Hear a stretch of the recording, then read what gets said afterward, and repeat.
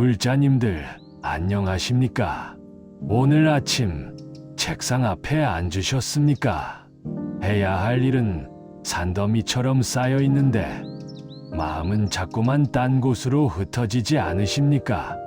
스마트폰을 들여다보고 창밖을 바라보고 일어나서 물을 마시고 다시 앉았다가도 몇 분 지나지 않아 또 다른 생각에 빠져듭니다.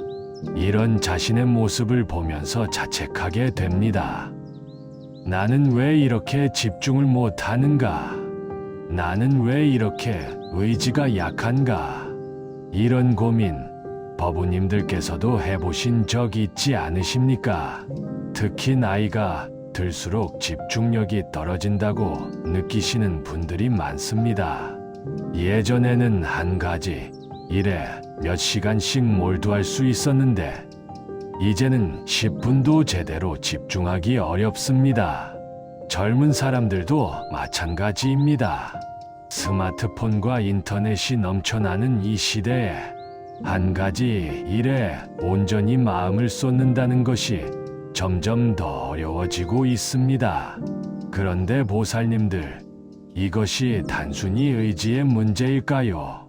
아니면 나이 탓일까요? 부처님께서는 2500년 전에 이미 이 문제의 본질을 꿰뚫어 보셨습니다.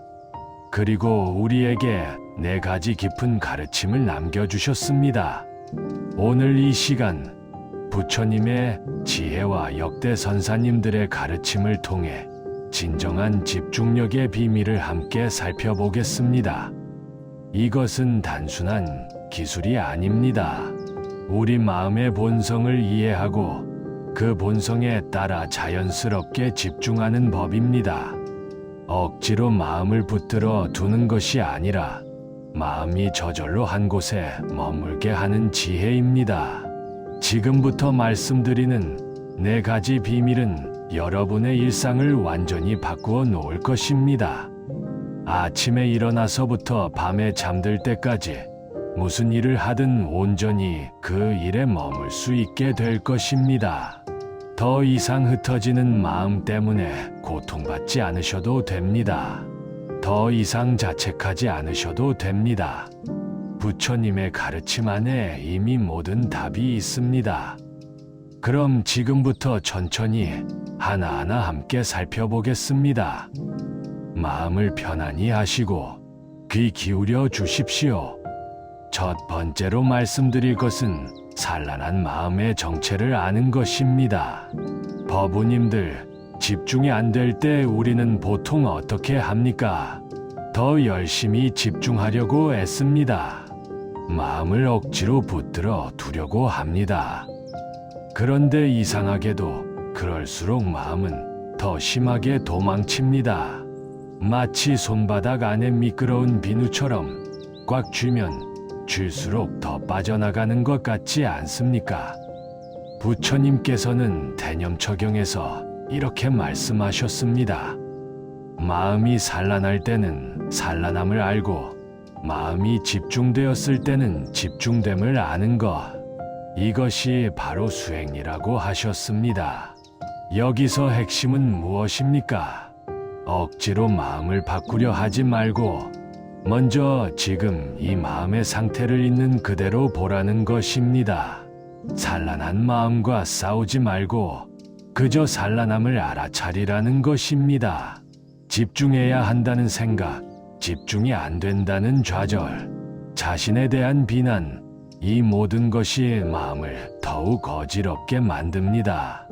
원래 하나의 산란함이었는데 거기에 대한 반응으로 인해 2개, 3개의 산란함이 추가되는 것입니다. 반면에 그저 알아차리기만 하면 어떻게 됩니까? 아, 지금 내 마음이 여기 있지 않구나. 이렇게 알아차리는 순간 이미 당신은 그 산란함에서 한 걸음 물러나 있는 것입니다. 산란함 속에 완전히 빠져 있는 것이 아니라 산란함을 바라보는 또 다른 의식이 깨어난 것입니다. 이것을 불교에서는 정념, 바른 알아차림이라고 합니다. 그렇다면 구체적으로 어떻게 실천할 수 있을까요? 지금 당장 시작할 수 있는 방법을 알려드리겠습니다. 오늘부터 무슨 일을 하시든 3분에 한 번씩 자신에게 물어보십시오. 지금 내 마음이 어디 있는가? 이 질문을 던지는 것만으로도 마음은 자동으로 현재로 돌아옵니다. 아, 나는 지금 설거지를 하고 있는데 마음은 저녁 약속 생각을 하고 있었구나. 이렇게 알아차리는 순간 이미 당신의 마음은 현재로 돌아와 있습니다. 이것을 하루에 100번만 하십시오. 아침에 일어나서부터 밤에 잠들 때까지 수시로 자신의 마음이 어디 있는지 확인하십시오. 처음에는 어색하고 불편할 수 있습니다. 자꾸 까먹을 수도 있습니다. 괜찮습니다. 까먹었다는 것을 알아차렸다면 그것도 알아차림입니다. 중요한 것은 완벽하게 하는 것이 아니라 계속 돌아오는 것입니다. 마음이 산란해졌다가도 알아차리고 다시 돌아오고 또 산란해졌다가도 알아차리고 다시 돌아오는 것입니다. 이것을 일주일만 해보십시오. 분명히 변화를 느끼실 것입니다. 마음이 예전만큼 심하게 흩어지지 않습니다. 설령 흩어진다 하더라도 금방 알아차리고 돌아올 수 있습니다. 그리고 무엇보다 중요한 것은 자신을 더 이상 비난하지 않게 된다는 것입니다. 산란함은 잘못이 아니라 그저 마음의 자연스러운 현상일 뿐입니다. 중요한 것은 그것을 알아차리고 다시 돌아오는 것입니다. 이것이 첫 번째 비밀입니다. 산란한 마음과 싸우지 말고 그저 산란함을 알아차리십시오. 두 번째로 말씀드릴 것은 호흡과 함께 머무는 법입니다. 보살님들, 우리에게는 항상 함께하는 가장 가까운 친구가 있습니다. 그것이 무엇인지 아십니까? 바로 호흡입니다. 태어나서 죽을 때까지 깨어 있을 때나 잠들어 있을 때나 호흡은 단 한순간도 우리를 떠나지 않습니다. 그렇다면 호흡이 왜 이토록 중요할까요? 호흡에는 3가지 특별한 점이 있습니다. 첫째, 호흡은 항상 현재에만 있습니다. 과거의 호흡도 없고 미래의 호흡도 없습니다. 오직 지금 이 순간의 호흡만 있을 뿐입니다. 따라서 호흡을 알아차린다는 것은 자동으로 현재 순간에 머문다는 뜻입니다. 둘째, 호흡은 몸과 마음을 이어주는 다리입니다. 마음이 불안하면 호흡이 거칠어지고 마음이 평온하면 호흡이 고요해집니다.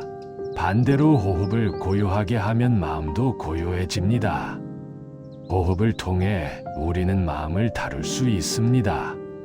셋째, 호흡은 억지로 만들어낼 필요가 없는 자연스러운 현상입니다. 우리가 의식하든 안 하든 호흡은 저절로 일어납니다. 따라서 호흡 수행은 무언가를 더하는 것이 아니라 이미 일어나고 있는 것을 알아차리는 것입니다. 이것이 얼마나 자연스럽고 쉬운 방법입니까? 지금 당장 해보시겠습니까? 편안하게 앉으십시오. 눈을 감거나 반쯤 뜨십시오. 이제 코끝에 주의를 기울이십시오. 숨이 들어오고 나가는 것을 느껴보십시오. 시원한 공기가 콧구멍을 통해 들어오는 것을 느끼십시오. 따뜻한 공기가 콧구멍을 통해 나가는 것을 느끼십시오. 숨을 조절하려 하지 마십시오. 길게 쉬려고도 짧게 쉬려고도 하지 마십시오. 그냥 자연스럽게 일어나는 호흡을 관찰만 하십시오. 마치 문지기가 문을 드나드는 사람들을 지켜보듯이 당신은 들어오고 나가는 숨을 지켜보기만 하면 됩니다. 처음에는 10번만 세어보십시오. 하나, 숨이 들어옵니다. 하나, 숨이 나갑니다. 둘, 숨이 들어옵니다. 둘, 숨이 나갑니다. 이렇게 10가지 세십시오. 도중에 딴 생각이 들어오면 어떻게 합니까? 다시 하나부터 시작하십시오. 화내지 마시고 조급해하지 마시고 그냥 다시 하나부터 시작하십시오. 처음에는 10가지 세는 것조차 어렵습니다. 3시나 4쯤 가다가 벌써 딴 생각에 빠져 있습니다. 괜찮습니다. 이것이 정상입니다. 우리 마음이 얼마나 산만한지를 알게 되는 것 자체가 큰 깨달음입니다. 계속 연습하십시오. 하루에 10분씩만 하십시오. 아침에 일어나자마자 10분, 잠들기 전에 10분입니다. 일주일만 하면 확실히 변화가 옵니다. 마음이 전보다 훨씬 안정됩니다. 일을 할 때도 예전보다 집중이 잘 됩니다. 그런데 여기서 더 나아가는 방법이 있습니다.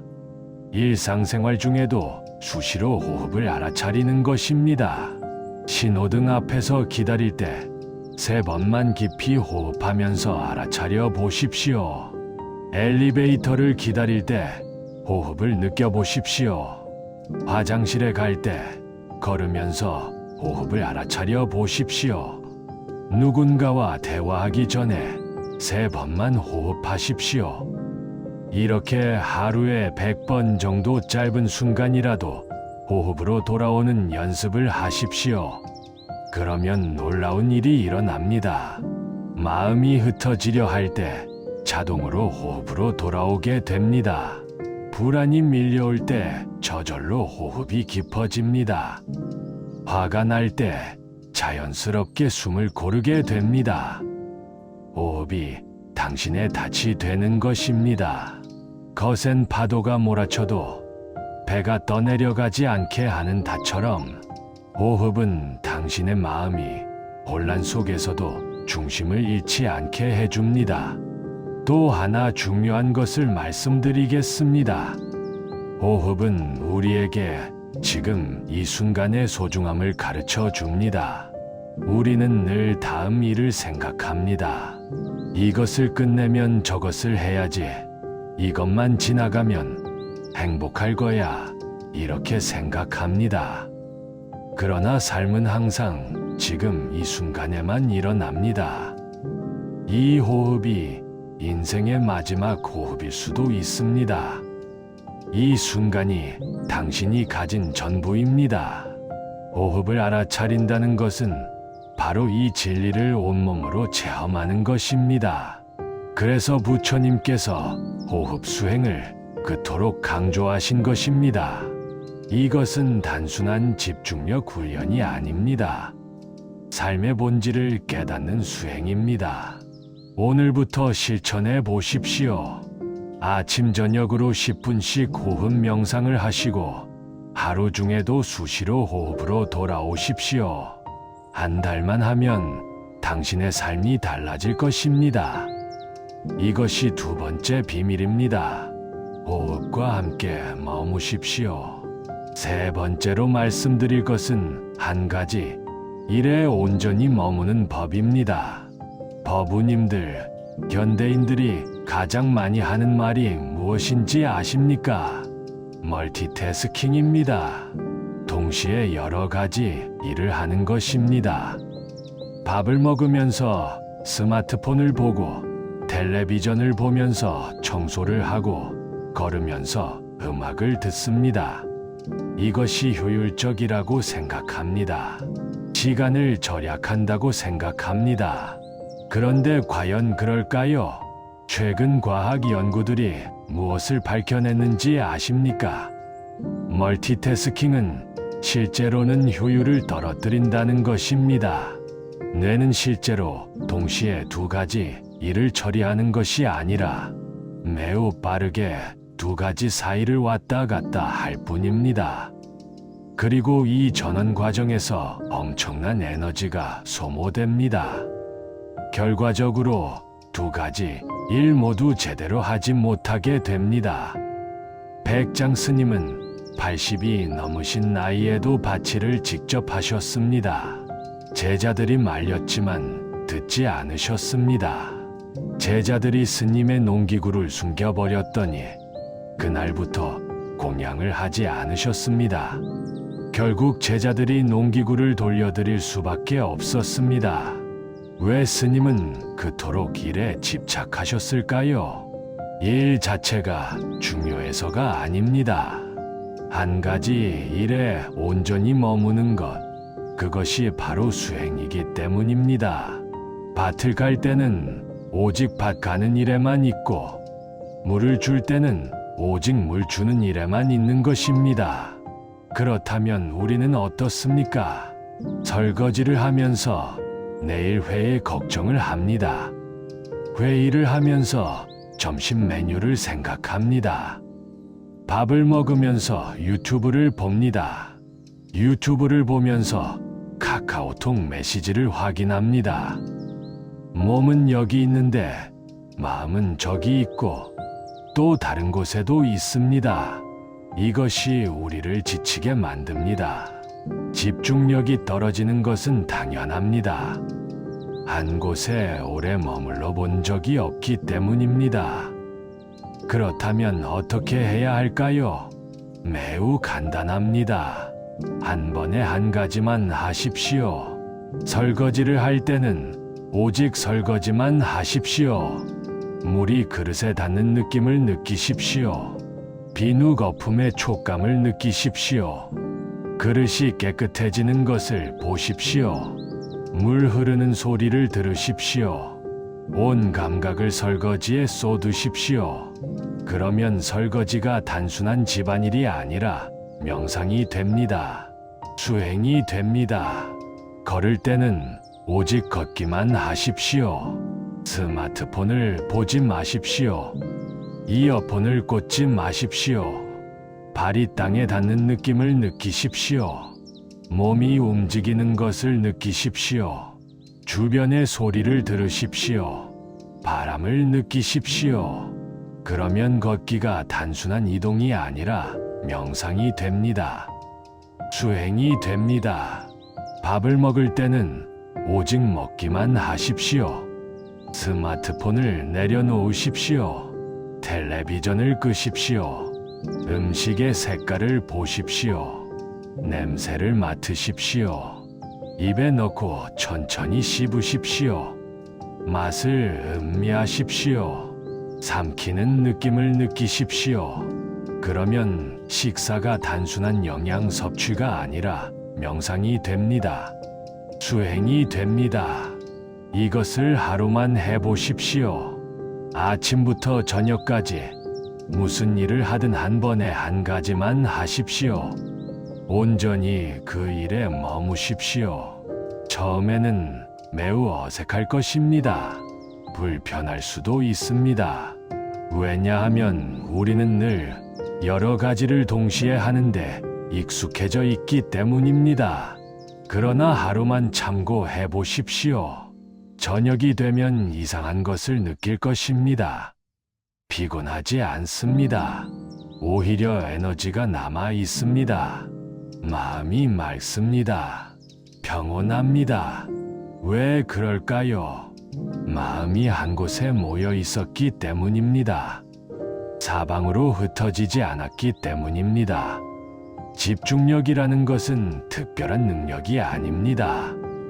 마음을 한 곳에 모으는 것입니다.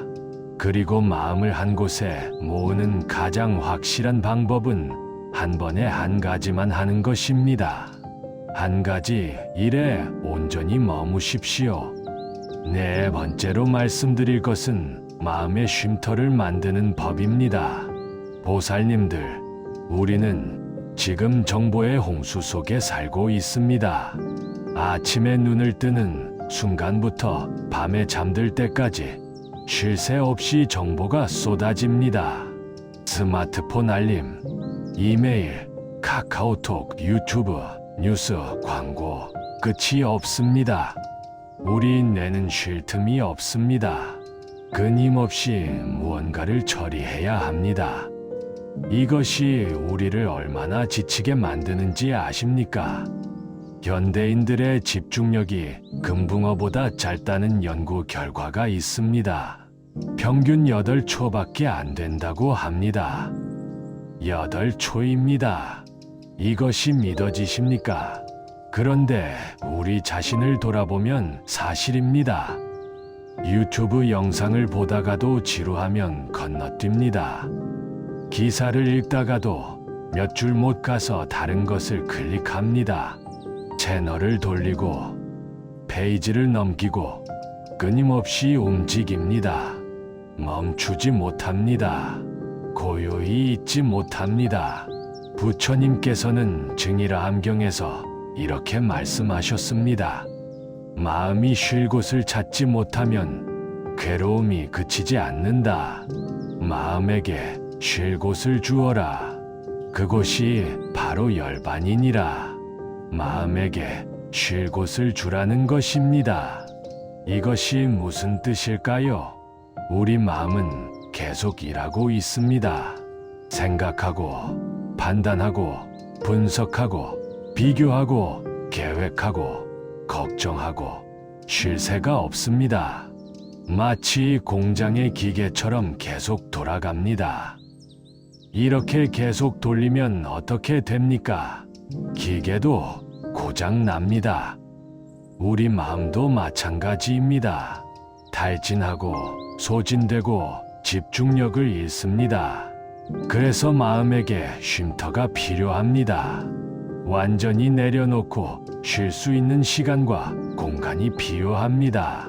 고려 말 나홍 선사께서는 이런 개송을 남기셨습니다. 10,000가지 인연 다 놓아버리고 한 생각도 일어나지 않을 때 그곳이 바로 고향이요. 그때가 바로 지금이로다. 10,000가지 인연을 다 놓는다는 것이 무슨 뜻입니까? 모든 것에서 잠시 손을 떼는 것입니다. 해야 할 일, 하고 싶은 일, 걱정거리, 계획, 모든 것을 잠시 내려놓는 것입니다. 그리고 한 생각도 일어나지 않게 하는 것입니다. 완전히 비우는 것입니다. 그곳이 바로 우리 마음의 고향이라고 하셨습니다. 원래 있어야 할 곳이라는 것입니다.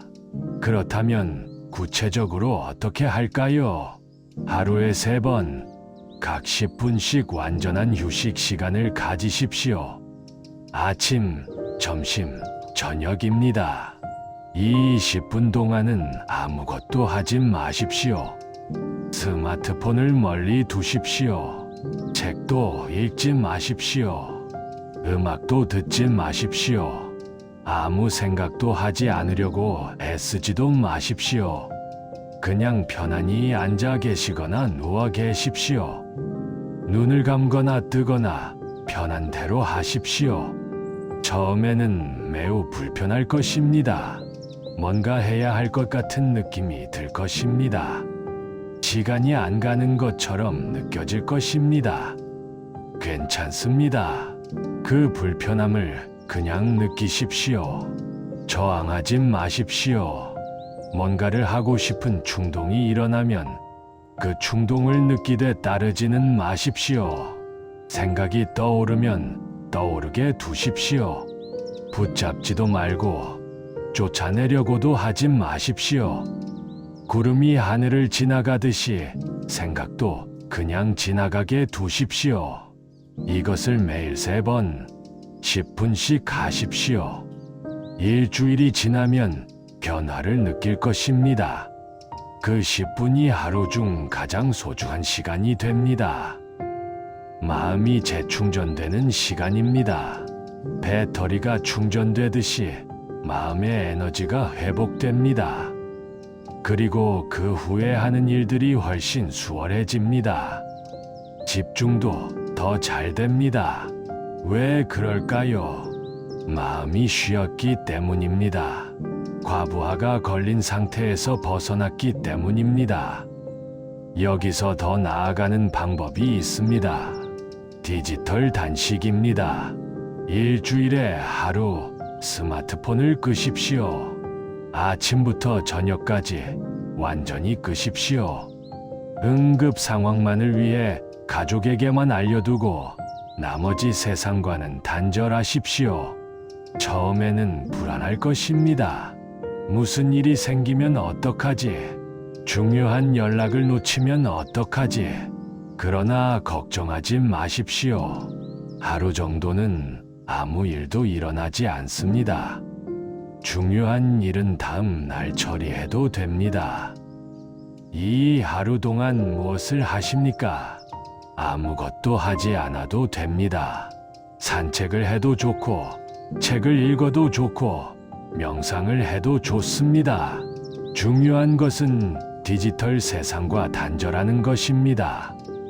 끊임없는 자극에서 벗어나는 것입니다. 이것을 한 달에 한 번만 하십시오. 당신의 삶이 달라질 것입니다. 마음의 여유가 생깁니다. 생각이 깊어집니다. 집중력이 회복됩니다. 부처님께서는 늘 제자들에게 고요한 곳에서 수행하라고 하셨습니다. 인적이 드문 숲속, 동굴, 산 위에서 수행하라고 하셨습니다. 왜 그럴까요?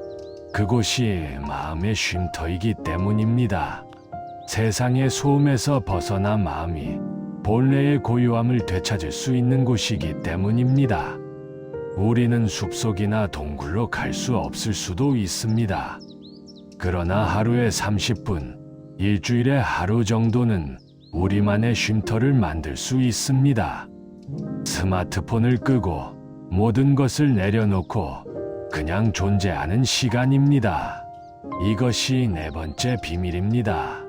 마음의 쉼터를 만드십시오. 버부님들, 지금까지 4가지 비밀을 함께 살펴보았습니다. 첫째, 산란한 마음의 정체를 알고 그것을 있는 그대로 알아차리는 것. 둘째, 호흡과 함께 머물며 현재 순간으로 자꾸 돌아오는 것. 셋째, 한 번에 한 가지 일에만 온전히 집중하는 것. 넷째, 매일 마음의 쉼터를 만들어 완전히 쉬는 시간을 갖는 것. 이 4가지는 따로 떨어진 것이 아닙니다. 모두 하나로 연결되어 있습니다. 알아차림이 있어야 호흡으로 돌아올 수 있고, 호흡과 함께 있어야 한 가지 일에 온전히 머물 수 있고, 한 가지에 온전히 머물러야 진정한 쉼을 얻을 수 있습니다. 이것은 부처님께서 2500년 전에 가르쳐 주신 것입니다. 그리고 그 후 수많은 선사님들께서 실천하시고 전해 주신 것입니다. 이것은 이론이 아닙니다. 실제로 효과가 있습니다. 다만 실천해야 합니다. 머리로만 이해해서는 아무 소용이 없습니다. 오늘부터, 지금 이 순간부터 실천하십시오. 처음에는 어색하고 어려울 것입니다. 자꾸 까먹을 것입니다. 괜찮습니다. 까먹었다는 것을 알았다면 다시 시작하면 됩니다. 중요한 것은 완벽하게 하는 것이 아니라 계속하는 것입니다. 넘어지면 다시 일어나고, 흩어지면 다시 모으고, 이것이 수행입니다. 한 달만 해보십시오. 분명히 변화를 느끼실 것입니다. 일이 손에 잡히지 않던 것이 잡히기 시작할 것입니다. 마음이 산란하던 것이 고요해질 것입니다. 삶이 힘들고 지치던 것이 평화로워질 것입니다. 이것은 제가 드리는 약속이 아닙니다. 부처님께서 하신 약속입니다. 그리고 부처님의 약속은 결코 어긋나지 않습니다. 보살님들, 이 영상이 도움이 되셨다면 좋아요 버튼을 눌러주십시오. 그리고 댓글로 여러분의 경험을 나눠주십시오. 혹시 실천하면서 어려운 점이 있거나 궁금한 점이 있으면 언제든 댓글로 물어보십시오. 함께 나누고 함께 성장하는 것, 그것이 바로 승가의 아름다움입니다. 오늘 이 법문이 여러분의 수행에 작은 보탬이 되기를 발언합니다. 오늘 이 공덕이 모든 중생에게 회양되기를 발언합니다. 모든 중생이 번뇌에서 벗어나 자유롭고 평화로운 삶을 살기를 발언합니다. 나무석가모니불, 나무석가모니불, 나무석가모니불. 불자님들 늘 건강하시고 평안하십시오. 감사합니다.